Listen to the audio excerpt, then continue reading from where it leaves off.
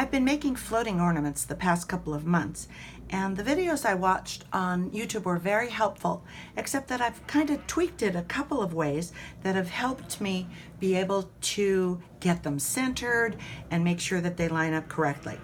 The first thing I did was they never specified what kind of acetate to buy. And so I went to Michael's and I bought some 0.005 acetate, clear acetate sheets. Well, they were too thick. And when it came time to roll the acetate into the glass ornament, it just wouldn't do it, or it would crackle the acetate. So I went on the hunt for a thinner acetate.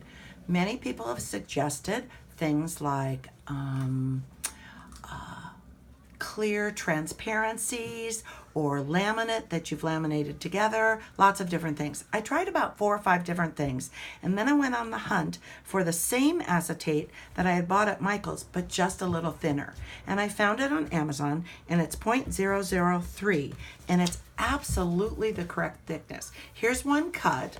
This is with the template of the that I made on my silhouette, and then and it's the perfect thickness after you've applied your vinyl to be able to roll and put inside the glass.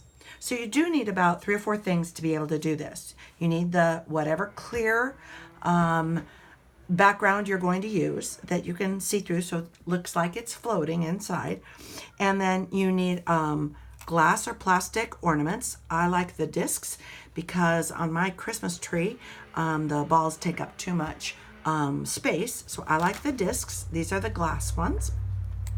And then you need some kind of pattern that you're going to put onto your clear acetate. Now, the things that I tweaked a little bit were that I have a thing about things being centered. So what I did was, before I did any of my vinyl cutting, I went ahead and designed it, and I drew the pattern of the clear acetate, and then I put on my vinyl, my clip art, and then I did a print and cut for all of my ornaments. So I have templates for all of my ornaments, and what I do is I take that template and I clip it just to a post-it note, and then I have something to use as my gauge or my guide when I put that vinyl on it, because I told you I'm a little particular about it being centered. Then I take my acetate and I take that same little clip and I clip it to it. Now it's totally centered, and then I take my vinyl and I line it up according to the template underneath it. And when I do that and then push it down onto the acetate, I know that it's completely centered. Now, if this makes not a woot of difference to you, whether it's perfectly centered or if you like to just eyeball it, that's fabulous. But for me, it was important that it do that. So now I know I just take my template and I save it, and I have my acetate with my vinyl on it, and it's perfectly centered.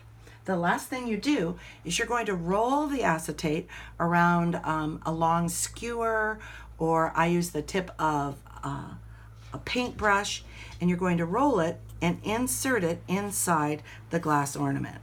So now I'm going to roll it. This is what it wouldn't do when it was 0.5, or if I did get it to roll, what it did was it creased it, and I didn't want any creases in it. So I roll it around the end, and I insert it into the top, and I hold on to the little top part, and I put it in there. Then I use the end of my paintbrush and I just flip it out, and that's pretty much it. And I know it's centered, and I know that the little top part holds it into the top of the ornament. And then all I have to do is re-put the top on,